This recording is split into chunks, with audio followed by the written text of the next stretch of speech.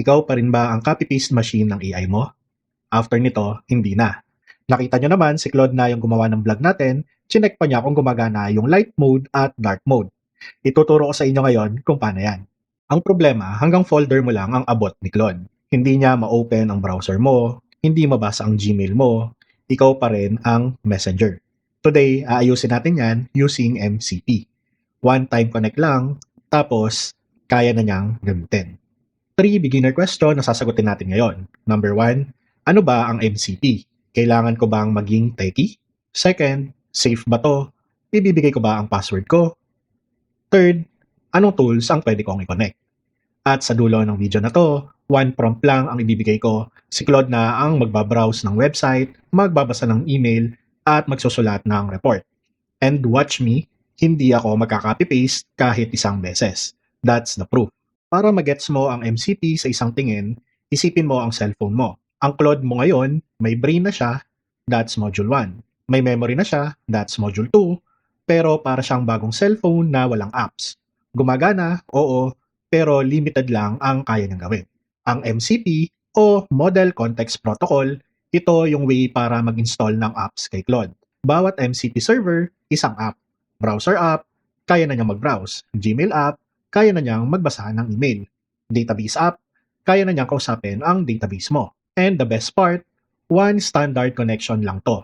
Tinatawag nga nila na parang USB-C of AI. Kahit anong tool, same way of connecting. 2 ways yung ipapakita ko sa inyo today paano mag-connect ng MCP. First, yung easy way. Literal na parang on and off switch lang. And then yung second way is paano i-connect yung mga MCP na custom made. Even doon sa second way, si Claude pa rin ang gagawa ng work. Okay, simulan na nga natin agad yung first method. Kung nandito na kayo sa Claude desktop nyo, dito may makikita kayong customize. Sa customize, punta lang kayo sa connectors. Sa connectors, kung makikita nyo, meron akong mga connected na MCP dyan. Pero para maghanap ng MCP na connect nyo, merong mga suggested dyan si Claude, or add lang kayo dito and then browse connectors. Dito, makikita nyo lahat ng mga na-review na ni Claude na MCP. So for example today, i-add ko yung Gmail. I-click-click ko lang itong add button, and then i-click-click ko lang yung connect. Tapos dadali niya kayo sa browser, and then i-ask niya kayo ng consent. For this sample, i-connect ko yung Lacuacheros email natin, and then continue ko lang. Tapos, i-check ko lang lahat para i-approve siya, and then continue. And then, babalik kayo dito sa Claude Desktop at makikita nyo na connected na siya pag ang nakalagay dito ay disconnect. So, itry nga natin kung gumagana na siya. Babalik lang ako dito sa ating Claude, and then pag nakita nyo yung plus sign na to, dapat pag tiningnan nyo yung connectors, kita nyo na yung Gmail dyan. So, sasabihin ko lang sa kanya, please use our Gmail MCP to read my lacuacheros.zv@gmail.com for the new message. Please summarize or give me the TLDR of that email. And then, enter ko lang. Ngayon guys, ang gagawin niyan is titingnan niya kung connected na ba talaga yung Gmail MCP nyo. So makikita nyo, sabi niya dyan, the Gmail MCP just connected. And then, dito sa baba, yung newest daw is Google Security Alert. So balik tayo sa Gmail natin kung iyon ba talaga. So ito nga, Google Security Alert kasi kinonect natin yung MCP natin. Pagkatapos, dito naman, sabi niya yung pangalawa is the batch Deep Learning.ai newsletter. Ngayon guys, kung babalik tayo, ito yung the batch. Yan siya yung Deep Learning AI na newsletter. Ngayon, kung titingnan ko yung newsletter na yan, medyo mahaba yan pag in-scroll natin. Ngayon, kung gusto nyo namang basahin yung mga newsletter nyo, walang problema. Pero minsan, busy tayo, gusto lang natin malaman kung meron bang update dito na importante sa atin. Kaya naman, imbis na i-copy-paste ko to kay Claude at sabihin ko sa kanyang i-summarize niya, meron na tayong MCP na kinonect. Kaya naman dito, makikita nyo, ginawa na niya yung summary para sa atin. So, hindi mo na nga kailangang mag-copy-paste. Ganyan nga lang kadaling mag-connect ng MCP kay Claude Code. Ngayon, kung sinusundan mo yung tutorial na to, meron tayong Claude Code Beginner Roadmap. Dito, pwede mong i-check kung nasa na yung progress mo. And then, nandyan na rin yung MCP module natin para mas masundan mo. Free lang yan, pwede mong kunin sa link sa description below. Kunin mo na habang nandyan pa. Pero paano kung wala dito sa listahan na to yung MCP na kailangan mo? Gaya na lang kunwari ng Playwright. Ito nga palang Playwright, ito yung pwedeng mag-control ng browser mo, mag-take ng screenshots para sa'yo. Simple lang, balik lang tayo sa Claude Code. And then, ibigay lang natin kay Claude yung prompt na to. Please install Playwright MCP here in our local project folder by adding your local.mcp.json file. Ganon nga lang kadali yung sasabihin mo sa kanya. And then, siya na yung bahalang gumawa nung mcp.json. So kung makita nyo nga, gumawa na siya dito ng .mcp.json file niya. Tingnan natin kung na-fill up na niya yung loob. So kung makita nyo, siya na yung nagsulat niyan sa mcp.json file. Hindi na natin kinailangan pa na ibigay sa kanya yung documentation dito. Kasi alam na niya kung ano yung tamang gawin. So ngayon nagawa na niya yan, pwede ko nang i-close to. So ayan nga, tapos na niyang install yung Playwright MCP. Pero may extra step pa tayo bago niya magamit yan. Hindi gaya ng first method na once makonect natin, magagamit na niya agad yung MCP. Dito sa custom MCP, kailangan natin i-restart yung session natin. Ang pinakamadali para ma-restart to is actually, i-delete ko to, and then mag-new session ulit ako sa kanya, which is nandito naman ako sa folder ng ating Claude Lacuacheros New. Ang sasabihin ko lang muna sa kanya is i-check kung nagagamit na niya yung Playwright MCP natin. So, tingnan lang natin yung reply niya kung nagagamit na ba. So, ayan nga, sabi niya connected na yung ating Playwright MCP. So, kailangan na lang natin i-try. Ngayon, wag na tayong lumayo. Ang gagawin ko na lang dito sa lacuacheros.cloud.courses, ang gagawin natin ay papupuntahan natin yan sa kanya, tingnan niya kung anong courses yung mga nandyan at i-screenshot niya. So, ang gagawin ko lang, balik ako kay Claude at ito yung ibibigay kong prompt. So, ayan nga, sabi ko lang, please go to sa website natin and then check niya kung anong courses yung mga nandun, bigay sa atin yung summary, and also pinag-take ko na rin siya ng screenshot. So, kung makita nyo dito, nagbukas siya ng sarili niyang Google Chrome.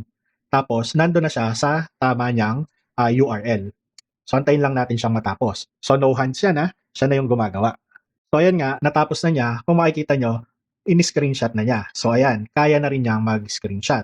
Pagkatapos, tiningnan niya kung ano yung mga 3 courses natin dyan, and then, sinummarize niya dito. So ngayon nga, meron na tayong working na Playwright MCP. So kung kanina, Gmail lang ang kaya niyang i-access, ngayon, kaya na rin niyang magbukas ng sarili niyang web browser at pumunta sa URL at gawin yung pinagagawa natin. So ganyan nga lang mag-connect ng MCP in 2 different ways.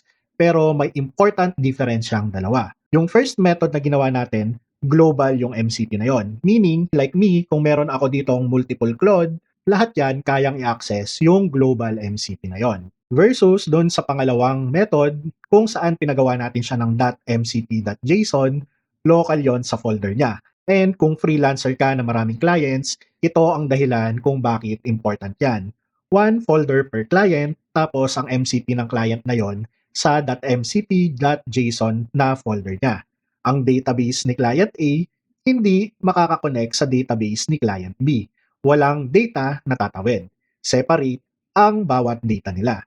Ganyan mo maproprotektahan ang clients mo. Pero actually, may third level pa. Yung ikaw mismo ang gagawa ng sarili mong MCP server. For example, yung N8N mo, pwedeng maging MCP server yan. Pero ibang video na yon after ng course na to. Gaya ng sabi ko sa simula, may papakita ako sa inyo na one prompt at hindi ako magka-copy-paste ng kahit isang beses. Ito na yon. I-enter ko lang yung prompt. Ang sabi ko sa kanya, pumunta siya sa email natin sa lacocheros.zv@gmail and then basahin niya itong the batch email, which is yung newsletter na tiningnan natin kanina. Pagkatapos, sabi ko sa kanya, using Playwright, go to lacocheros.cloud/blog para aralin niya kung paano tayo magsulat ng blog at aralin niya kung ano yung itsura ng brand natin. Finally, sabi ko lang sa kanya, magawa siya ng blog HTML na regarding doon sa email na pinabasa ko sa kanya. Kung dati, ikaw ang pupunta sa email mo, ika-copy-paste mo yung newsletter, papunta kay Claude para maintindihan niya kung tungkol saan yon. Pagkatapos, pupunta ka sa website mo para i-screenshot yung blog mo, tapos ipe-paste mo na naman kay Claude para maintindihan niya kung ano ang itsura ng website mo, paano kang gumawa ng blog. And then that's the only time na matutulungan kanyang gumawa ng HTML file na bagong blog na pwede mong i-post sa website mo. Ngayon, siya na mismo yung gagawa ng lahat ng yan nang hindi tayo nagka-copy-paste.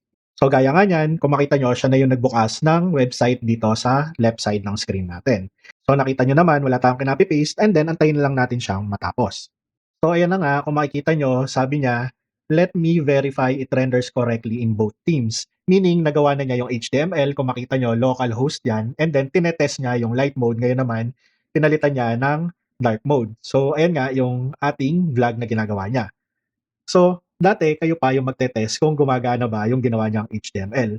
Ngayon, si Claude na mismo yung gagawa nun para sa inyo. So kung makita nyo nga, sabi niya, the blog post HTML plus render previews in highlight and dark mode is okay na. Ito yung HTML, in-screenshot niya yung light mode, in-screenshot din niya yung dark mode para sa atin. Kaya naman, pag may MCP ka talaga, si Claude na yung gagawa para sa'yo.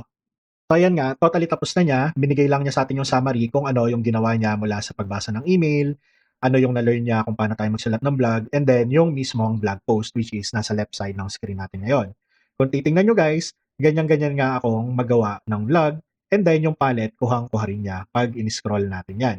And then, gawa na nga para sa atin. Pati yung ating laging sinasabi na less manual work, more lakwatsa. At hindi lang yan, tinest na rin niya kanina, gaya nga ng sabi ko, pati yung light mode. Kaya pag ginawa nating light mode yan, working na rin yan. Ganun nga ang ka-powerful si Claude pag meron na siyang MCP. Pero meron muna akong 3 rules sa inyo bago kayo mag-connect ng MCP nyo.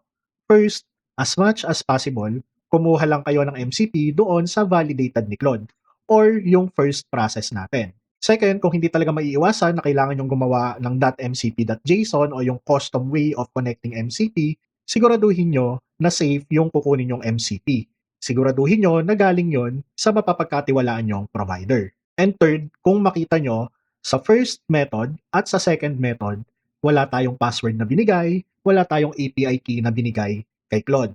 Kaya naman, kung yung ini-install nyo is nanghihingi ng password or anumang API key, hold muna guys. I-observe nyo muna kung safe ba talaga yung MCP na yan.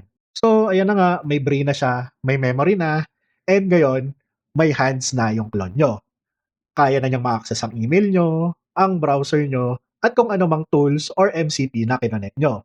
Mag-experiment ka, isipin mo kung ano yung paulit-ulit mong ginagawa sa araw-araw, at tignan mo kung may MCP ba na pwedeng i-connect para doon. Sa Module 4 naman, skills ang pag-uusapan natin. Ito na yung pinaka-exciting. Gagawin na natin, ikaw, si clone mo. Yung sarili mong process, paano kang gumawa ng report, paano kang mag-invoice, ituturo mo one time lang kay Claude and magagawa na niya paulit-ulit. Doon, nagiging totoo ang less manual work. Subscribe ka na para hindi mo ma-miss. Kunin mo ang free checklist sa description. See you sa Module 4, Less Manual Work, More Lakwacha.